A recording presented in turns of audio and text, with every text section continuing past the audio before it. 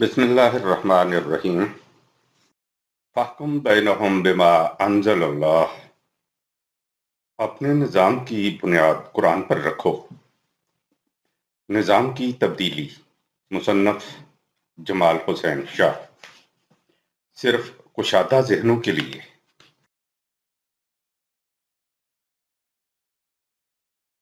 خرافات۔ ہم سے سلیمان بن عبد الرحمن اور علی بن حجر نے بیان کیا، دونوں نے کہا ہم کو عیسیٰ بن یونس نے خبر دی۔ کہا ہم سے حشام بن عروہ نے بیان کیا، انہوں نے اپنے بھائی عبداللہ بن عروہ سے، انہوں نے اپنے والد عروہ بن زبیر سے۔ انہوں نے کہا 11 عورتیں ایک جگہ بیٹھیں، انہوں نے آپس میں یہ قول قرار کیا کہ اپنے اپنے خامدوں کا سچا سچا حال بیان کریں، کوئی بات نہ چھپائیں۔ پہلی عورت نام نامعلوم بولی میرے خامد کی مثال ایسی ہے جیسے دبلے اونٹ کا گوشت یا دبلا گوشت اونٹ کا، وہ بھی ایک پہاڑ کی چوٹی پر رکھا ہوا، نہ تو رستہ صاف کہ آسانی سے چڑھ کر اس کو لے آویں، اور نہ وہ گوشت ہی ایسا موٹا تازہ جس کے لانے کے لیے کوئی چڑھنے کی تکلیف گوارا کرے۔ دوسری عورت عمرہ بن تمیمی کہنے لگی میں اپنے خامد کا حال بیان کروں تو کہاں تک کروں؟ میں ڈرتی ہوں کہ سب بیان نہ کر سکوں گی، اس پر بھی اگر بیان کروں تو اس کے کھلے اور چھپے گن عیب سب بیان کر سکتی ہوں۔ تیسری عورت کہنے لگی میرا خامد کیا ہے، ایک تاڑ کا تاڑ لمبا، اگر کچھ کہتی ہوں تو طلاق رکھا ہوا ہے، اگر خاموش رہوں تو ادھر لٹکی رہوں۔ چوتھی عورت کہنے لگی خدا کے فضل سے میرا خامد تو ایسا بے شرم ہے جیسے ملک تہامہ حجاز کی رات معتدل، نہ گرمی نہ سردی، نہ ڈر نہ غم۔ پانچویں کبشہ کہنے لگی کہ میرا خامد تو گھر میں آتے ہی ایک چیتا ہے، اگر گھر کے باہر شیر بہادر، گھر میں جو چیز چھوڑ گیا اس کو پوچھتا ہی نہیں۔ چھٹی عورت ہند کہنے لگی میرا خامد کمبخت تو ایسا پیٹو کہ زوہے کھانے کو بیٹھے تو سارا کھانا سمیٹ جائے، پینے لگے تو ایک قطرہ گلاس میں نہ چھوڑے، سب اڑا جائے، سوتا ہے تو جواں مرگ الگ پڑھ کر سو جاتا ہے، میرے کپڑوں میں ہاتھ بھی نہیں ڈالتا، کبھی میرا دکھ درد جھوٹوں بھی نہیں پوچھتا۔ ساتویں عورت کہنے لگی میرا خاوند تو کمبخت، جاہل، کندہ ناتراش، یاست ہے، نامرد، صبح کے وقت اپنے سینہ میرے سینہ سے لگا کر اوندا پڑ جاتا ہے، دنیا میں جتنے عیب ایک ایک کر کے لوگوں میں ہیں وہ سب اس کی ذات نحوست آیات میں جمع ہیں، سر پھوڑ ڈالے یا ہاتھ توڑ ڈالے یا دونوں کرے۔ آٹھویں عورت یاسر بن توس کہنے لگی میرا خامد تو چھوڑو جیسے خرگوش کو چوہا، خوشبو سونگو تو جیسے زعفران کی خوشبو۔ نویں عورت نام نامعلوم کہنے لگی میرے خامد کا گھر اونچا اور بلند پرطلب بھی لمبا، راکھ اس کے پاس ڈھیر کے ڈھیر لوگ جہاں صلاح مشورہ کرتے ہیں، وہاں چاڈڑی سے اس کا گھر نزدیک۔ دسویں عورت کہنے لگی میرے خامد کا کیا پوچھنا، جائیداد والا ہے، جائیداد بھی کیسی بڑی جائیداد کسی کے پاس ہو سکتی ہے، بہت سارے اونٹ جو جا بجا اس کے گھر کے آس پاس بیٹھے رہتے ہیں اور چرنے کو کم جاتے ہیں، جہاں انہوں نے باجے کی آواز سنی بس ان کو اپنی جان جانے کا یقین ہو گیا کہ اب کاٹے جائیں گے۔ 11ویں عورت عمر ذرا بنت اکمیل بن ساعدہ کہنے لگی میرا خامد ابو ذرا ہے، ابو ذرا کا کیا پوچھنا، دونوں کان میرے زیور بالیوں موتیوں جھمکوں سے جھلا دیے اور دونوں بازو چربی سے پھیلا دیا، خوب کھلا کر موٹا کیا، میں بھی اپنے تئیں خوب موٹی سمجھنے لگی۔ شادی سے پہلے ذرا سی بھیڑ بکریوں میں تنگی سے گزرتی تھی، ابو ذرا نے مجھ کو گھوڑوں، اونٹوں، کھیت، کوہریاں سب کا مالک بنا دیا۔ اتنی جائیداد ملنے پر ابو ذرا کا مزاج کیسا عمدہ، بات کہوں تو برا نہیں مانتا، مجھ کو کبھی برا نہیں کہتا، سوتی پڑی رہوں تو صبح تک کوئی نہیں جگاتا، پیوں تو اچھی طرح چہک کر رہی۔ ابو ذرا کی ماں یعنی میری ساس تو اس کا کیا کہنا، اس کی گٹھلیاں بھاری بھرپور، گھر اچھا کشادہ۔ ابو ذرا کا بیٹا وہ بھی ایسا اچھا، ناز کے بدن، دبلا پتلا، ہری چال یا ننگی تلوار برابر جگہ اس کے سونے کی، حلوان کے ایک دست سے اس کا پیٹ بھر جائے۔ ایسا کم خوراک، ابو ذرا کی بیٹی، وہ بھی سبحان اللہ کیا کہنا، اپنے باپ کی پیاری اور ماں کی پیاری، تابع دار، اطاعت گزار، کپڑا بھرنے والی موٹی تازی سوکن کی جلن۔ ابو ذرا کی لونڈی، اس کو بھی کیا پوچھتے ہو، کبھی کوئی بات ہماری مشہور نہیں کرتی، گھر کا بھید ہمیشہ پوشیدہ رکھتی ہے، کھانا تک نہیں چراتی، گھر میں کوڑا کچرا نہیں چھوڑتی، ہمیشہ جھاڑ پونچھ کر صاف ستھرا رکھتی ہے۔ ایک دن ایسا ہوا، لوگ دودھ مکھ رہے تھے مکھن نکالنے کو، اس وقت صبح ہی صبح ابو ذرا باہر گیا، رستے میں ایک عورت دیکھی جس کے دو بچے دو چیتوں کی طرح اس کی کمر کے تلے دو اناروں سے کھیل رہے تھے۔ ابو ذرا نے مجھ کو طلاق دے کر اس عورت سے نکاح کر لیا، اور اس کے بعد میں نے ایک اور سردار سے نکاح کیا، نام نامعلوم، جو گھوڑے کا اچھا سوار اور برچھا بردار نیزہ باز ہے۔ اس نے بھی مجھ کو بہت سے جانور دیے اور ہر قسم کے اسباب میں سے ایک ایک جوڑا دیا ہے۔ وہ کہتا ہے ام ذرا کھا پی اپنے عزیزوں خولیشوں کو بھی کھلا، لیکن یہ سب اگر میں اکٹھا کروں تو ابو ذر نے جو دیا تھا اس میں سے ایک چھوٹا برتن بھی نہ بھرے۔ حضرت عائشہ رضی اللہ تعالی عنہ نے کہا، حضرت نے فرمایا، عائشہ میں تیرے لیے ایسا خامد ہوں جیسے ابو ذر تھا امر ذرا کے لیے۔ بخاری شریف جلد سوم صفحہ 115۔ ابو ذرا میں کون سی خوبی تھی کہ حضور صلی اللہ علیہ وسلم کو کہنا پڑا کہ میں اس کی طرح خامد ہوں؟ ابو ذرا نے تو رستہ میں عورت کے بستان دیکھ کر بیوی کو طلاق دے دی ہے۔ قرآن کریم نے حضور صلی اللہ علیہ وسلم کی زندگی کو بہترین نمونہ قرار دیا ہے۔ امام بخاری نے ابو ذرا کی زندگی کو حضور صلی اللہ علیہ وسلم کے لیے نمونہ بنا دیا ہے۔ اس قسم کی خرافات کا دین اسلام سے کیا تعلق ہے؟ ابو ذرا کا بیٹا دبلا پتلا تھا تو ہمیں اس سے کیا؟ اس قسم کی روایات جب کفار پڑھتے ہیں تو اسلام کے بارے میں ان کے تاثرات کیا ہوتے ہیں؟ امام بخاری کے نزدیک جانوروں کا نکاح ہونا چاہیے تھا۔ ایک بندریہ کو زنا کے جرم میں سنسار کیا گیا تھا۔ بخاری جلد دوم صفحہ 494۔ آج بھی روایات پسند زانی مرغی کے انڈے کھاتے ہیں اور زانی بھینس کا دودھ اور گوشت کھاتے ہیں، کیونکہ ان کا بھی کسی مولوی نے نکاح نہیں پڑھایا۔ اقبال نے خوب کہا تھا، ان روایات کو پڑھ کر حقیقت خرافات میں کھو گئی، یہ امت روایات میں کھو گئی۔ بخاری شریف کو فرقہ پرستوں نے قرآن کریم کے مقابلے کی کتاب قرار دے رکھا ہے۔ قرآن کریم کے دین ہونے میں کوئی شک نہیں، ہر ایک کو سنایا جا سکتا ہے۔ کیا روایات پسند حضرات اس قسم کی روایات کو اپنی جوان بیٹیوں اور بیٹوں کو اکٹھا بٹھا کر سنا سکتے ہیں؟ اور اگر نہیں سنا سکتے تو پھر بخاری کو دین کہنا چھوڑ دیں۔ ویسے کوئی ایک شیخ الحدیث، مفتی، مولانا یا کوئی ایک مولوی یہ کہہ سکتا ہے کہ اگر بخاری میں کوئی ایک حدیث بھی وضعی یا صحیح نہ ہو تو میری بیوی مجھ پر حرام ہے، طلاق ہے۔ جس کتاب میں جھوٹی باتیں ہوں وہ کتاب دین میں سند ہو سکتی ہے؟ اللہ تعالیٰ نے قرآن کریم کو ہی حدیث کہا ہے۔ فَمَا لِهَٰؤُلَاءِ الْقَوْمِ لَا يَكَادُونَ يَفْقَهُونَ حَدِيثًا۔ سورہ النساء آیت 78۔ کہہ دو سب کچھ اللہ کی طرف سے ہے، آخر اس قوم کو کیا ہو گیا ہے کہ یہ اس حدیث کو نہیں سمجھتے۔ وَمَنْ أَصْدَقُ مِنَ اللَّهِ حَدِيثًا، سورہ النساء آیت نمبر 87۔ وہ کون زیادہ سچا ہے اللہ سے حدیث میں؟ نمبر 3، فَبِأَيِّ حَدِيثٍ بَعْدَهُ يُؤْمِنُونَ، سورہ المرسلات آیت نمبر 50، سورہ الاعراف آیت 185۔ اس کے بعد آخر وہ کون سی حدیث ہوگی جس پر یہ ایمان لائیں گے؟ نمبر 4، مَا كَانَ حَدِيثًا يُفْتَرَىٰ وَلَكِن تَصْدِيقَ الَّذِي بَيْنَ يَدَيْهِ وَتَفْصِيلَ كُلِّ شَيْءٍ وَهُدًى وَرَحْمَةً لِقَوْمٍ يُؤْمِنُونَ، سورہ یوسف آیت 111۔ یہ کوئی گھڑی ہوئی حدیث نہیں ہے بلکہ پہلے سے موجود کتابوں کی تصدیق ہے اور ہر شے کی تفصیل ہے اور ہدایت و رحمت ہے مومن قوم کے لیے۔ نمبر 5، فَلَعَلَّكَ بَاخِعٌ نَفْسَكَ عَلَىٰ آثَارِهِمْ إِن لَّمْ يُؤْمِنُوا بِهَٰذَا الْحَدِيثِ آسَفًا، سورہ الکہف آیت نمبر 6۔ تو شاید اے نبی ہلاک کر دینا چاہتے ہو اپنے آپ کو اس غم میں اگر وہ حدیث پر ایمان نہ لائیں۔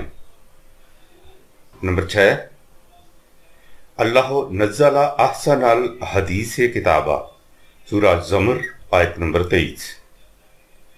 اللہ ہی نے نازل فرمائی ہے احسن الحدیث کی کتاب۔ نمبر 7، فَبِأَيِّ حَدِيثٍ بَعْدَ اللَّهِ وَآيَاتِهِ يُؤْمِنُونَ، سورہ الجاثیہ آیت نمبر 6۔ آخر یہ لوگ اللہ اور اس کی آیات کو چھوڑ کر اور کس حدیث پر ایمان لائیں گے؟ نمبر 8، فَلْيَأْتُوا بِحَدِيثٍ مِثْلِهِ إِن كَانُوا صَادِقِينَ، سورہ طور آیت نمبر 34۔ کیا یہ کہتے ہیں کہ یہ اس کا اپنا قول ہے؟ نہیں، اصل بات یہ ہے کہ یہ ایمان نہیں رکھتے۔ یہ لوگ بنا لائیں اس حدیث کی مثل اگر یہ سچے ہیں۔ افسوس کہ آج مسلمان خود اس دعویٰ کی تکذیب کے مرتکب ہیں اور کتابوں کی کتابیں جمع کر رکھی ہیں۔ نمبر 9، افمن ھذا الحدیث تعجبون، سورہ النجم آیت نمبر 59۔ کیا تم اس حدیث پر تعجب کرتے ہو؟ نمبر 10، افا ھذا الحدیث انتم مدہنون، سورہ واقعہ آیت 81۔ کیا پھر بھی تم اس حدیث سے لاپرواہی برتتے ہو؟ بغیر سمجھے پڑھنا لاپرواہی کے مترادف ہے۔ نمبر 11، فَذَرُونِي مَن يُكَذِّبُ بِهَذَا الْحَدِيثِ سَنَسْتَدْرِجُهُم مِّنْ حَيْثُ لَا يَعْلَمُونَ، سورہ القلم آیت نمبر 44۔ اے نبی، پس چھوڑ دو مجھے اور ان لوگوں کو جو اس حدیث کی تکذیب کرتے ہیں کہ ان کو لے جائیں ہم آہستہ آہستہ تباہی کی طرف، ایسے طریقے سے کہ انہیں خبر بھی نہ ہوگی۔ آج مسلمان تکذیب قرآن کریم کی وجہ سے تباہی تک پہنچ گئے ہیں۔ لہذا ثابت ہوا کہ حدیث قرآن حکیم کا ہی ایک اصطلاحی نام ہے۔ جیسے قرآن کریم کے لیے اصطلاح لا ریب استعمال ہوئی ہے، تو کیا قرآن مجید کے علاوہ کسی اور کتاب کو ہم لا ریب کہہ سکتے ہیں؟ اسی طرح قرآن کریم کو ھدی للناس، الفرقان اور الحق کہا گیا ہے، تو کیا ان میں سے کوئی ایک اصطلاح ہم کسی دوسری کتاب کے لیے استعمال کر سکتے ہیں؟ امید ہے کہ آپ کا جواب نفی میں ہوگا، کیونکہ قرآن کریم کے علاوہ دنیا کی کوئی کتاب بھی لا ریب، ھدی للناس، الفرقان اور الحق نہیں ہو سکتی۔ تو پھر کوئی اور کتاب حدیث اور دین میں سند کیسے ہو سکتی ہے؟ جس کتاب میں جھوٹی اور ضنی باتیں ہوں وہ کتاب دین میں سند نہیں ہو سکتی۔ حدیث کی اصطلاح بھی صرف قرآن کریم کے لیے ہے، اور یہ ہم نے نہیں بلکہ اللہ نے قرآن کریم کے لیے استعمال کی ہے۔ اب آپ ٹھنڈے دل سے سوچیں کہ جس چیز کو اللہ تعالیٰ حدیث کہہ رہا ہے وہ حدیث ہے، یعنی قرآن کریم، یا جسے مولوی اور پیر امام حدیث کہتے ہیں وہ حدیث ہوگی۔ یقیناً اللہ کی بات ہی حق اور سچ ہے۔ سارے قرآن کریم میں کتاب اللہ کی حدیث کے سوا کسی حدیث پر ایمان لانے کا حکم نہیں، بلکہ ممانعت نکلتی ہے۔ بڑی غور طلب آیت کریمہ ہے۔ وَمِنُ النَّاسِ مَن يَشْتَرِي لَهْوَ الْحَدِيثِ لِيُضِلَّ عَن سَبِيلِ اللَّهِ بِغَيْرِ عِلْمٍ وَيَتَّخِذَهَا هُزُوًا أُولَٰئِكَ لَهُمْ عَذَابٌ مُّهِینٌ، سورہ لقمان آیت نمبر 6۔ اور بعض آدمی وہ ہیں جو حدیث کے مشغلہ کے خریدار ہوتے ہیں تاکہ لوگوں کو اللہ کی راہ سے بلا علم یقین کے بھٹکا دیں اور اس کو مذاق بنا لیں۔ یہ ہیں جن کے لیے رسوا کرنے والا عذاب ہے۔ آیت میں لہو الحدیث کی 3 صفتیں بیان کی گئی ہیں۔ نمبر 1، اس سے لوگوں کو گمراہ کرنے کا کام لیا جاتا ہے۔ نمبر 2، اس کی بنیاد علم یعنی یقین پر نہیں ہے۔ نمبر 3، اس سے لوگ اللہ کی راہ یعنی دین کو مذاق بناتے ہیں۔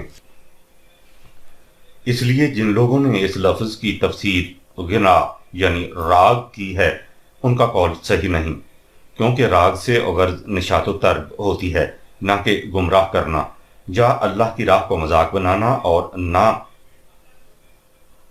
اس کا علم یعنی یقین سے کوئی تعلق ہے۔ یہ صرف قصص اور روایات ہیں جو اس کی ذیل میں آتی ہیں۔ اب وقت آ گیا ہے جس کو کوئی مولوی، کوئی فرقہ اور کوئی فنڈنگ کرنے والی تنظیم نہیں روک سکتی کہ مجوسی عجمی بخاری گروپ کی حدیثیں بڑی تیزی سے دبڑدھوس ہوتی جا رہی ہیں، جن کو قرآن کریم نے لہو الحدیث کہا ہے۔ اب قرآن کریم کی احسن الحدیث کا دور آ رہا ہے۔ الحمدللہ یہ کتاب چھپنے سے پہلے ہی سعودی پرنس محمد بن سلمان نے ایک انٹرویو میں واضح کیا ہے کہ 90% احادیث جھوٹی اور من گھڑت ہیں، لہٰذا آئندہ سعودی عرب میں قانون سازی صرف قرآن کریم کے مطابق کی جائے گی، کیونکہ قرآن کریم آئین کی حیثیت رکھتا ہے۔ یہ الگ بات ہے کہ سعودی عرب میں قرآن کریم کا نظام قائم ہوگا کہ نہیں۔ البتہ سعودی پرنس محمد بن سلمان کا یہ بیان عالم اسلام میں بڑی اہمیت رکھتا ہے۔ مزے کی بات یہ ہے کہ اس کے خلاف کوئی شیخ الحدیث، کوئی مولوی نہیں بول سکا، بلکہ امام کعبہ نے نہ صرف اس کی تائید کی ہے، ساتھ میں محمد بن سلمان کی تعریف بھی کی ہے۔ اگر کوئی عام آدمی 90% احادیث کو جھوٹی اور من گھڑت کہتا تو مولوی ایک طوفان برپا کر دیتے اور اس کے لیے قتل کے فتوے جاری کر دیتے، مگر یہاں ایک حکمران ہے، اس لیے مکمل خاموشی ہے، کیونکہ انسانی تاریخ کے ہر دور میں مذہبی پیشوائیت حکمرانوں کی رکھیل رہی ہے۔ حدیث کا صحیح ترین مجموعہ۔ لیکن اس کے باوجود اقوال و اعمال رسول اللہ کا ایک مجموعہ ایسا بھی ہے جس میں ذرہ برابر بھی تضاد نہیں، کوئی اختلاف نہیں، جس کے کسی ایک لفظ میں بھی مسلمان کو، خواہ وہ سنی ہو یا شیعہ حنفی ہو یا اہل حدیث، کسی کو کسی قسم کا شک و شبہ نہیں ہو سکتا۔ اس مجموعہ میں اس قسم کے اقوال بڑی تعداد میں ہیں۔ اس میں سے کچھ اقوال پیش کرنے کی سعادت حاصل کرنا چاہتا ہوں۔ ان اقوال رسول صلی اللہ علیہ وسلم میں خاص بات یہ ہے کہ ان کا تعلق پوری نوع انسانی کے ساتھ ہے، کیونکہ آپ کو پوری نوع انسانی کے لیے رسول بنا کر بھیجا گیا ہے۔ قُلْ يَا أَيُّهَا النَّاسُ إِنِّي رَسُولُ اللَّهِ إِلَيْكُمْ جَمِيعًا، سورہ الاعراف آیت نمبر 158۔ اے رسول، تم تمام نوع انسان کو پکار کر کہہ دو کہ میں پوری کی پوری انسانیت کی طرف اللہ کا پیغمبر بن کر آیا ہوں۔ سازشی ایرانی محدثین ایک حدیث نہیں لا سکے جس میں آپ نے نوع انسان کو مخاطب کیا ہو۔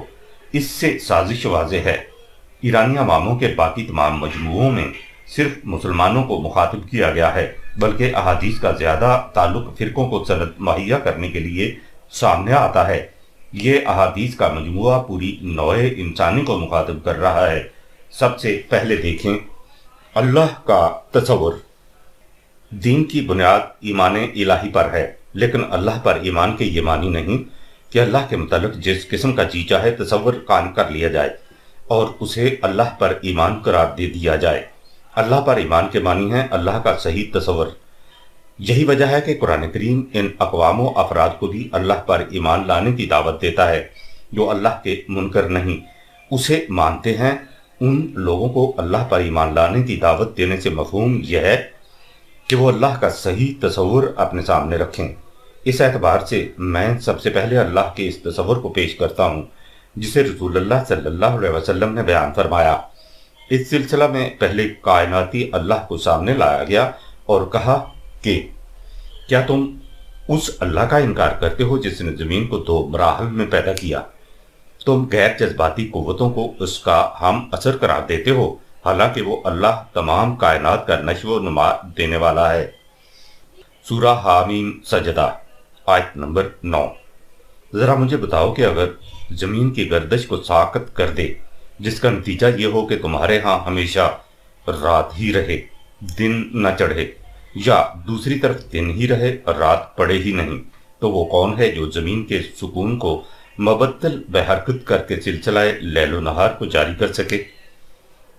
یہ اس کی رحمت ہے جو اس نے اس سلسلہ کو یوں قائم کیا ہے کہ تمہارے لیے کام اور آرام کے وقفے باری باری آتے رہتے ہیں۔ سورہ القصص آیات 71 تا 73۔ پھر فرمایا کہ تم مجھے بتاؤ کہ اللہ کے سوا وہ کون ہے جو تمہیں بحر و بر کے تاریک راستوں کے خطرات سے محفوظ رکھتا ہے۔ سورہ الانعام آیت نمبر 63۔ فرمایا کہ مجھے بتاؤ کہ وہ کون ہے جو تمہیں زمین و آسمان سے رزق دیتا ہے اسباب و رزق کس کے پیدا اور مہیا کردہ ہیں؟ وہ کون ہے جو تمہاری سماعت و بصارت پر پورا پورا اقتدار رکھتا ہے؟ وہ کون ہے جس کا قانون تخلیق بے جان مادہ سے زندگی کی نمود کرتا اور زندہ اجسام کے عناصر کو ہر آن تلف کر کے ان کی جگہ جدید سالمات وجود میں لاتا ہے؟ وہ کون ہے جو اس عظیم سلسلہ کائنات میں تدابیر امور کرتا ہے؟ یہ ہے تمہارا رب جس کی طرف میں دعوت دیتا ہوں۔ لیکن تمہاری یہ کیفیت ہے کہ تم ایسی کھلی ہوئی حقیقت کے بعد جس کا تمہیں خود اعتراف ہے غلط راستوں پر چل نکلتے ہو۔ اس اللہ نے کائنات کی تخلیق کی ابتدا کی تھی اور اب وہ اسے مختلف گردشیں دے کر سنوارتا چلا جاتا ہے۔ کیا اس تمام نظم و نسق میں کسی اور کا قانون شریک ہے؟ ایسا ہو ہی نہیں سکتا۔ سورہ یونس آیات 31 تا 34۔ اے اللہ پر ایمان رکھنے کے مدعیو، تمہیں یہ تو تسلیم ہے کہ زمین و آسمان میں جو کچھ ہے سب اللہ کی ملکیت ہے۔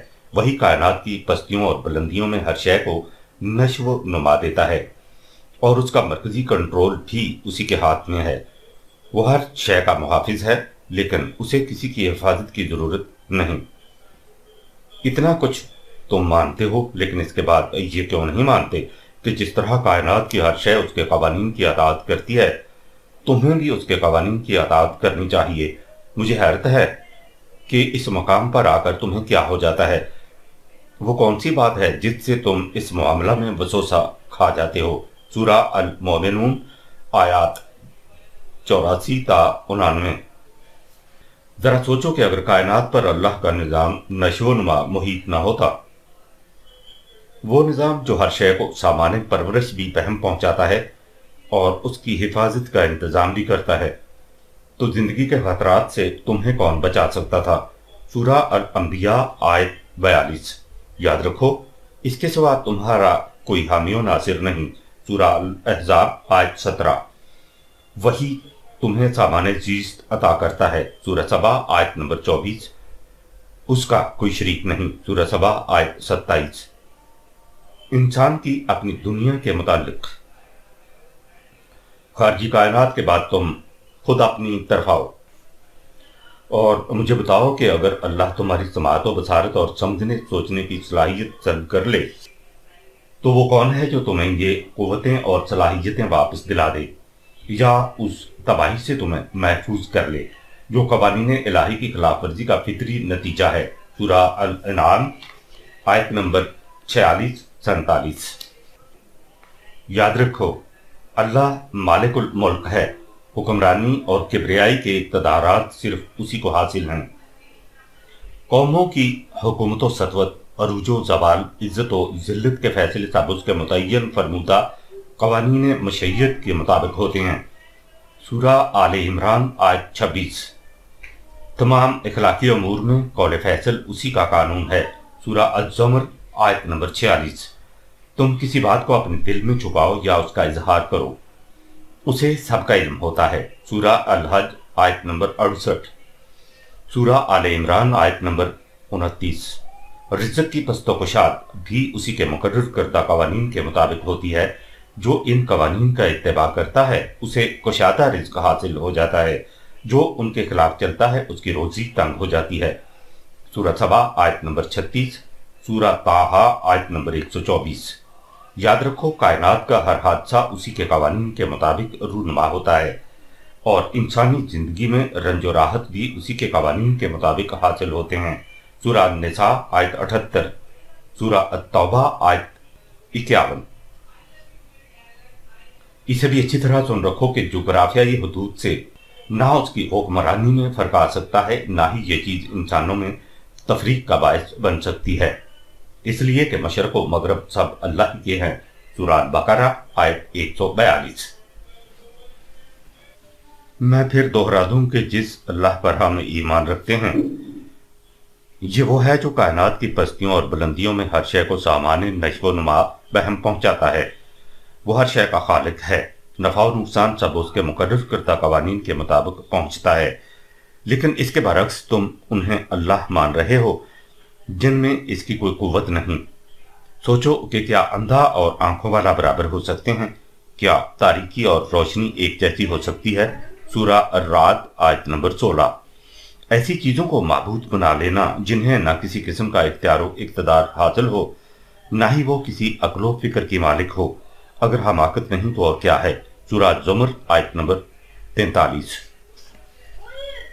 تم اچھی طرح سن رکھو کہ میرا رب وہ ہے جس کے علاوہ کوئی اور اس قابل نہیں کہ اس کی محکومیت اختیار کی جائے۔ سورہ الرعد آیت نمبر 30۔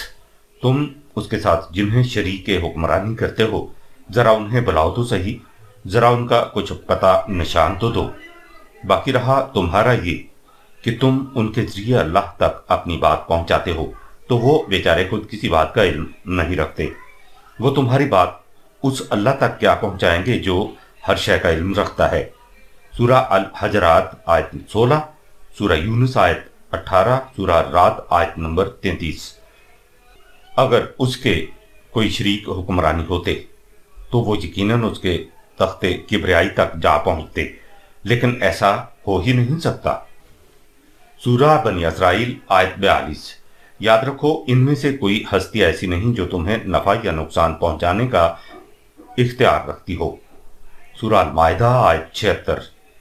یا اگر تم پر اللہ کے کسی قانون کی خلاف ورزی سے کوئی مصیبت آ جائے تو وہ اس مصیبت سے تمہیں بچا لے۔ سورہ الانعام آیت نمبر 40۔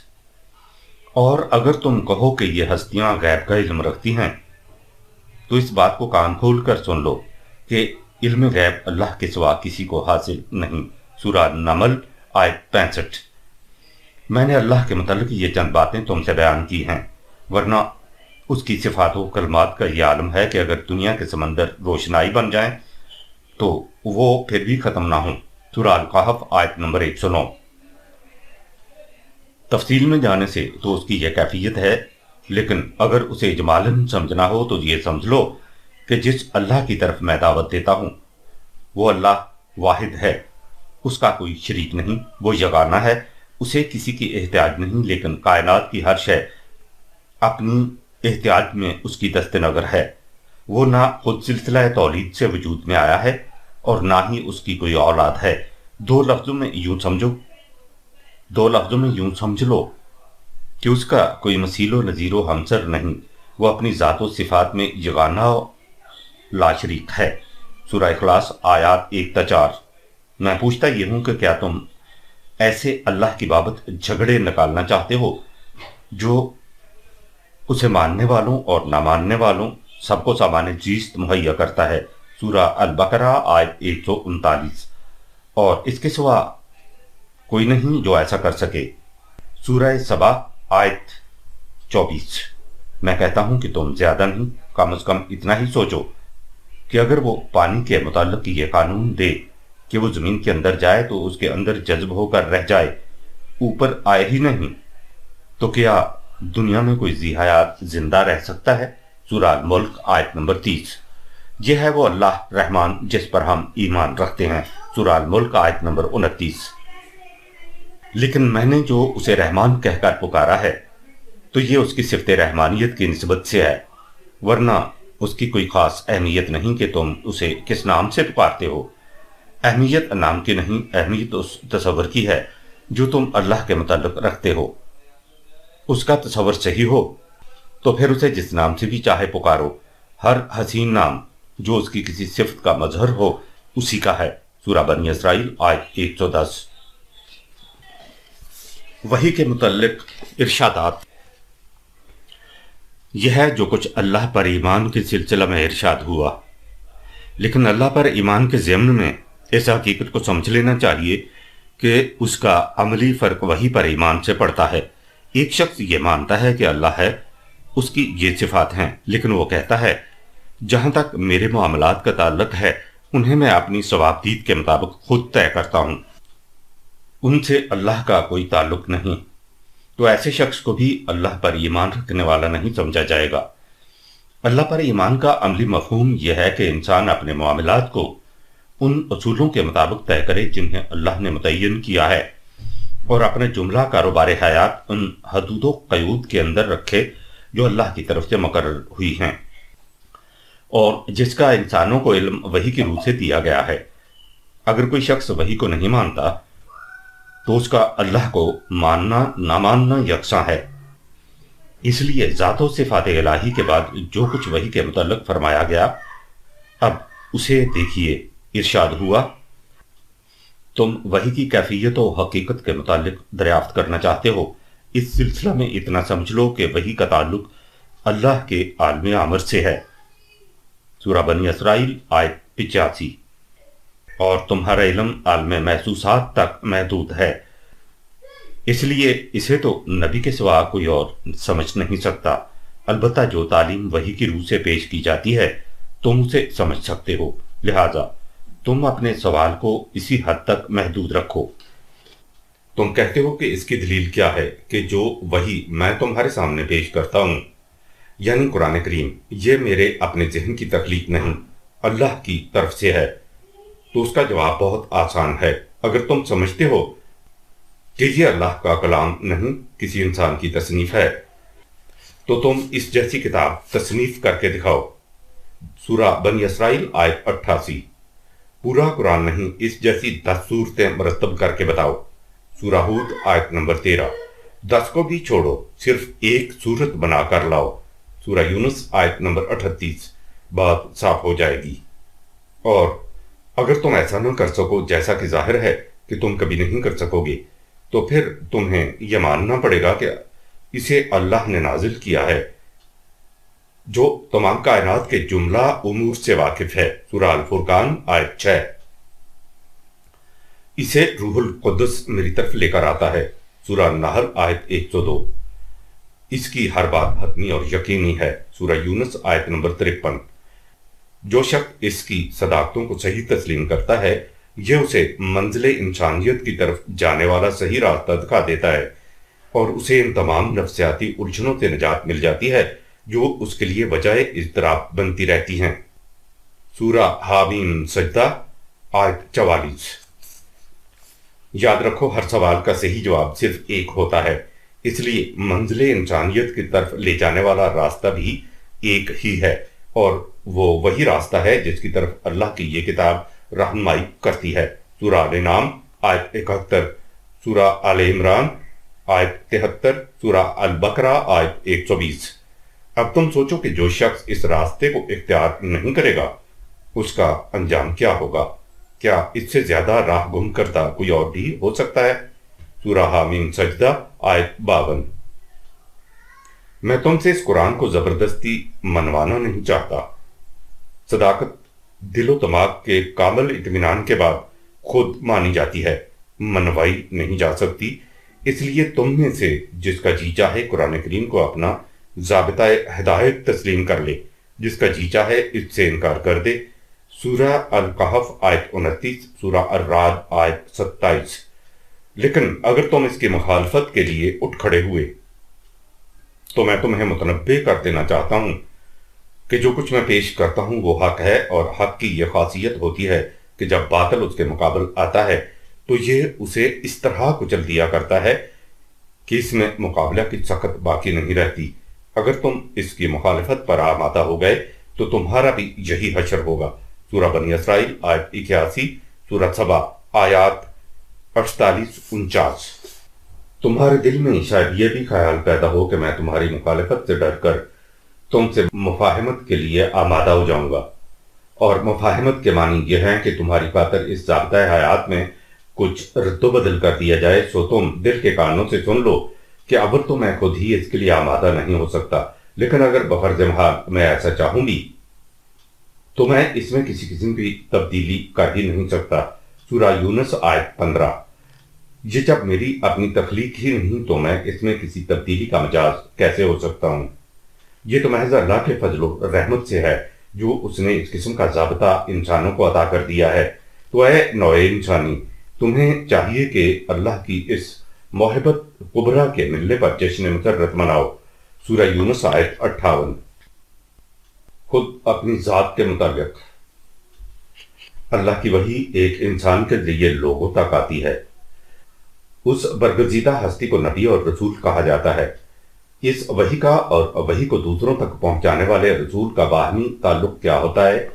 یہ مقام بڑا اہم بھی ہے اور نازک بھی۔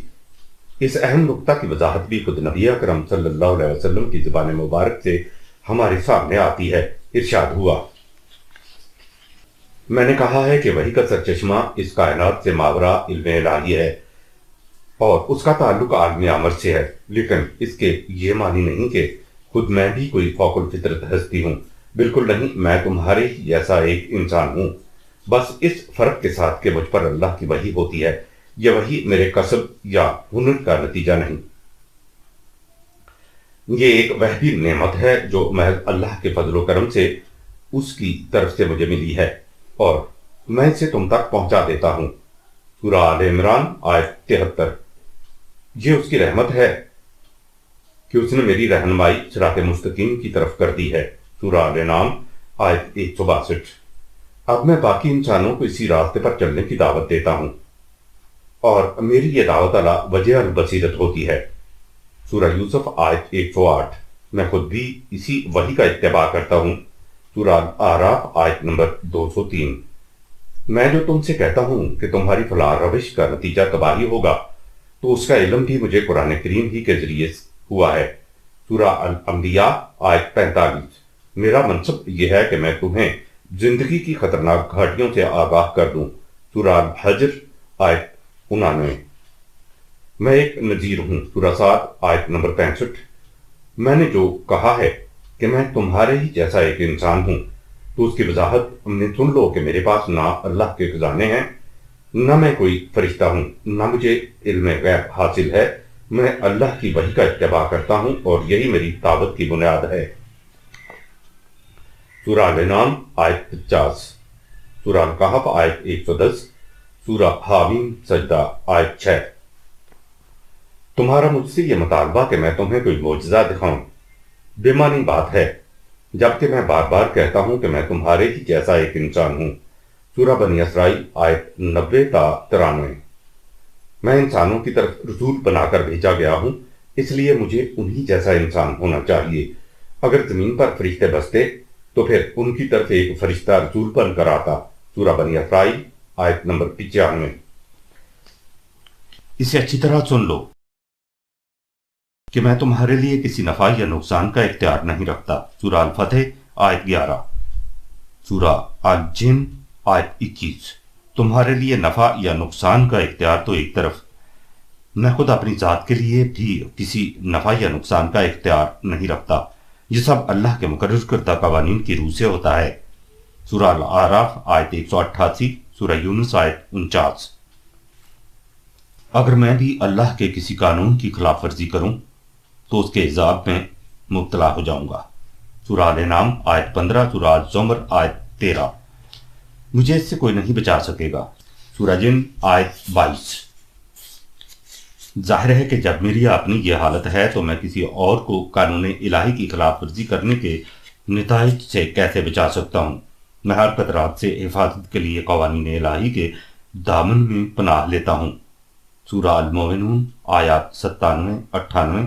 سورہ الفلق آیت 1۔ سورہ الناس آیت نمبر 1۔ اسے بھی سمجھ لو کہ جب سیدھے راستے پر چلتا ہوں تو وہ وحی کی بدولت ہوتا ہے، اور اگر مجھ سے کوئی صاحب یا خطا ہو جائے تو چونکہ اس کا ذمہ دار میں خود ہوں گا، اللہ کی وحی نہیں ہوگی، اس لیے اس کا خمیازہ بھی مجھے ہی بھگتنا پڑے گا۔ سورہ سبا آیت 50۔ تم مجھ سے پوچھتے ہو کہ میرے دعوے کی صداقت کا ثبوت کیا ہے؟ تم ذرا سوچو کہ میں کہیں باہر سے نہیں آیا۔ میں نے اس دعویٰ سے پہلے اپنی ساری عمر تمہارے اندر بسر کی ہے۔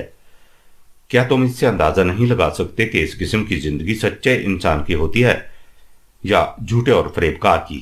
سورہ یونس آیت نمبر 16۔ اور پھر اسے بھی سوچو کہ میں جو کچھ تم سے کہتا ہوں اس کا کوئی معاوضہ تم سے نہیں مانگتا۔ سورہ الانعام آیت 90۔ سورہ سعد آیت 86۔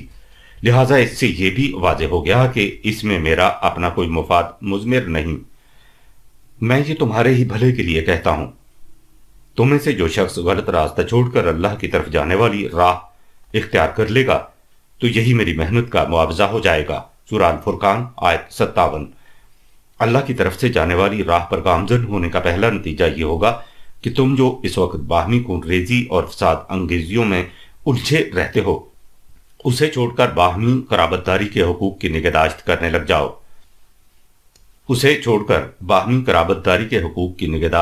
لگ جاؤ گے، یہ بھی میری محنت کا معاوضہ ہوگا۔ سورہ شورى آیت نمبر 23، یعنی وہ معاوضہ جس کا نفع خود تمہاری اپنی ذات کو ہوگا۔ سورہ سبا آیت 47۔ اس کے بعد یہ سمجھ لو کہ میری دعوت کا بنیادی نقطہ کیا ہے، وہ یہ ہے کہ اطاعت و محکومیت صرف ایک اللہ کی اختیار کی جا سکتی ہے، اس کے سوا کوئی ایسی ہستی نہیں جس کے سامنے جھکا جائے۔ مجھے اللہ کی طرف سے اس کی تاکید ہوئی ہے اور اسی کی اطاعت میں خود بھی کرتا ہوں۔ سورہ زمر آیت نمبر 11۔ مجھے اس سے منع کر دیا گیا ہے کہ میں اس کے علاوہ کسی اور کے احکام و اطاعت نہ کروں، بلکہ یہ بھی کہ اس کی اطاعت میں کسی اور کی اطاعت کو شریک نہ کروں۔ سورہ الرعد آیت 36۔ میری طرف جو وحی آتی ہے اس کی بنیادی تعلیم یہ ہے کہ تمہارا الہ صرف ایک اللہ ہے۔ سورہ الانبیاء آیت 108۔ میری دعوت تو یہ ہے کہ میں اپنے رب کو پکارتا ہوں اور اس کے ساتھ کسی کو شریک نہیں کرتا۔ سورہ جن آیت 20۔ اور تم چاہتے ہو کہ میں اللہ کو چھوڑ کر اوروں کی اطاعت کر لوں۔ سورہ الانعام آیت 164۔ انسان جب کسی کے سامنے جھکتا ہے تو اس کے لیے اسے اس سے نفع کی امید ہوتی ہے یا وہ کسی نقصان سے بچنا چاہتا ہے، لیکن جب اس کا اختیار کسی اور کو ہے ہی نہیں تو پھر اس کے سامنے جھکا کیوں جائے۔ سورہ زمر آیت 38، سورہ الانعام آیت 71۔ اور پھر وہ اللہ مجھ سے کچھ کھانے کو بھی نہیں مانگتا۔ سورہ الانعام آیت 14۔ لہذا سوچو کہ اس قسم کے اللہ کو چھوڑ کر باطل خداؤں کو معبود بنا لینا جہالت نہیں تو اور کیا ہے۔ سورہ زمر آیت 64۔ بہرحال میں نے اپنی زندگی اس مشن کے لیے وقف کر رکھی ہے، میرا مرنا جینا سب اسی کے لیے ہے۔ سورہ الانعام آیات 162 163۔ اگر تم بھی اسی طرح شرف انسانیت حاصل کرنا چاہتے ہو تو جس راستے پر میں چل رہا ہوں تم بھی اسی پر چلتے جاؤ۔ سورہ آل عمران آیت 31۔ اگر تم نے اس کے بجائے اور راستے اختیار کر لیے تو وہ راستے تمہیں اللہ کی طرف نہیں لے جائیں گے۔ سورہ الانعام آیت 153۔ ان پر چل کر تم منزل مقصود انسانیت تک نہیں پہنچ سکو گے۔ میں نے صحیح بات تم تک پہنچا دی ہے، اب یہ تمہارے اختیار میں ہے کہ تم اسے تسلیم کرو یا اس سے انکار کر دو۔ میں تم پر کوئی داروغہ مقرر نہیں کیا گیا۔ سورہ الانعام آیت 66۔ میں تم سے جو کچھ کہتا ہوں دلیل و برہان کی روح سے کہتا ہوں۔ سورہ الانعام آیت 57۔ اگر تم اس سے اختلاف کرتے ہو تو میرا مطالبہ یہ ہے کہ تم بھی اپنے دعویٰ کے ثبوت میں میری طرح دلیل و برہان پیش کرو۔ سورہ البقرہ آیت 111، سورہ الانبیاء آیت 24، سورہ النمل آیت 64۔ لیکن یہ بات میں تم سے ابھی کہہ دیتا ہوں کہ تم دلائل الہی کے خلاف کوئی معقول دلیل پیش نہیں کر سکو گے، اس لیے کہ فیصلہ کن حقیقت تک پہنچانے والی دلیل صرف اللہ کی طرف سے مل سکتی ہے۔ سورہ الانعام آیت 149۔ اسی کو حقیقی علم کہا جا سکتا ہے، اور یہ ظاہر ہے کہ علم رکھنے والا اور بے علم کبھی برابر نہیں ہو سکتے۔ سورہ زمر آیت 9۔ جس طرح اندھا اور آنکھوں والا برابر نہیں ہو سکتے۔ سورہ الانعام آیت 50۔ نہ ہی تاریکی اور روشنی ایک جیسی ہو سکتی ہے۔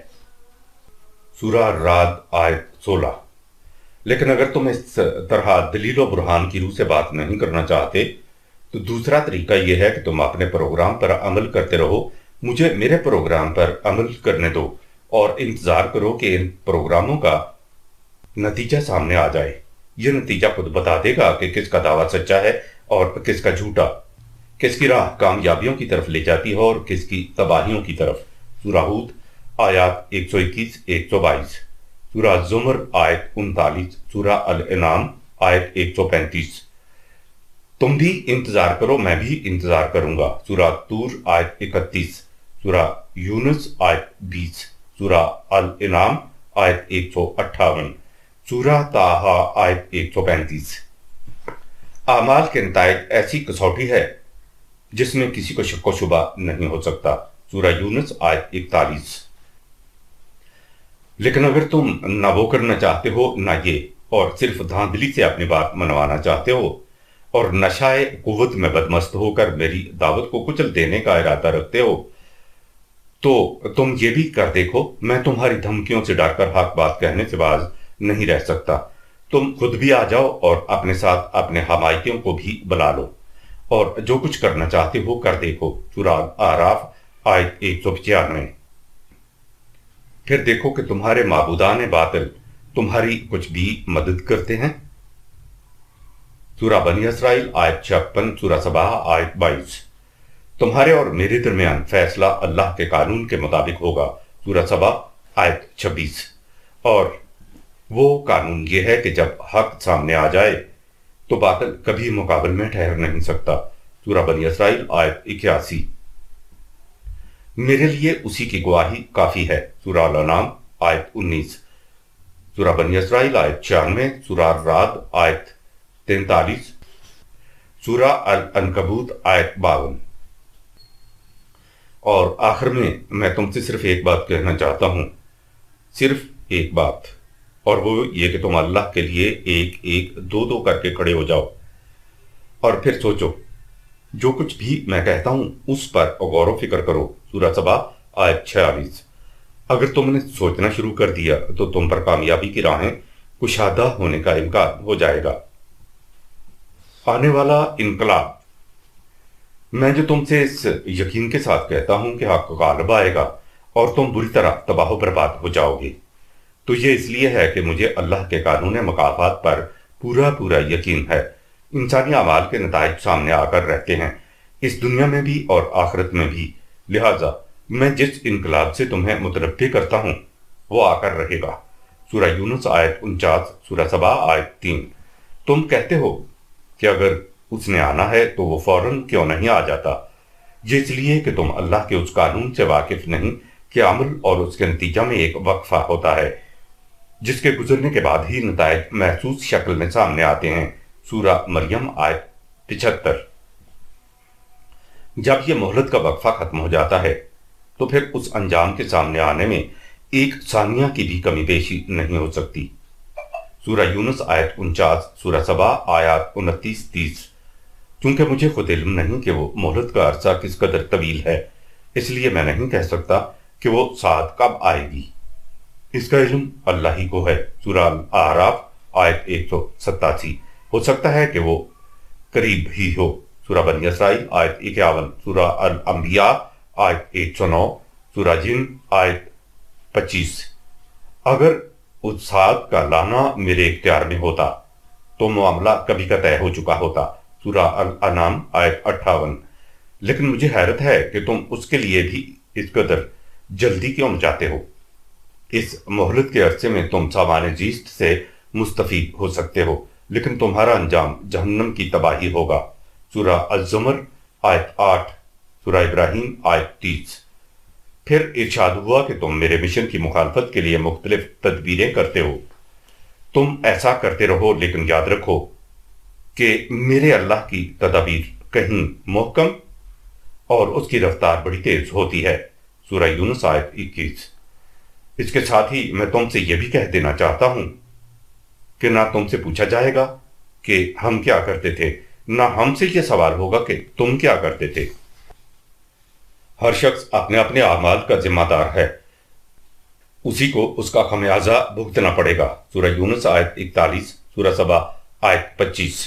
لہذا بفرض محال اگر جیسا کہ تم چاہتے ہو اللہ مجھے اور میرے ساتھیوں کو ہلاک بھی کر دے یا ہمیں اپنی رحمت سے نوازے تو اس سے تمہاری حالت پر کچھ فرق نہیں پڑ سکتا۔ تم اس تباہی سے بچ نہیں سکتے جو تمہاری غلط روش کے نتیجہ میں تمہارے اوپر مسلط ہونے والی ہے۔ سورہ الملک آیت 28۔ تم خواہ جھگڑے نکالتے ہو، یہاں سب فیصلے اعمال کے مطابق ہوتے ہیں۔ سورہ الحج آیت 68۔ تم کہتے ہو کہ میں اپنی طرف سے باتیں وضع کر کے انہیں اللہ کی طرف منسوب کر دیتا ہوں۔ اس سلسلہ میں تم اللہ کے اٹل قانون کو ہمیشہ نظر میں رکھو کہ افطرا کرنے والوں کو کبھی کامیابی نہیں ہو سکتی، لہٰذا میرے پروگرام کا انجام خود بتا دے گا کہ میں افطرا کرتا ہوں یا سچ کہتا ہوں۔ سورہ ہود آیت 35، سورہ یونس آیات 68-69۔ پھر اسے بھی اچھی طرح سن رکھو کہ اللہ تو یہی چاہتا ہے کہ لوگوں کو اپنی رحمت کے سائے میں رکھے، لیکن جب لوگ جرائم پر اتر آئیں تو وہ ان کے تباہ کن نتائج سے کس طرح بچ سکتے ہیں۔ سورہ الانعام آیت 147۔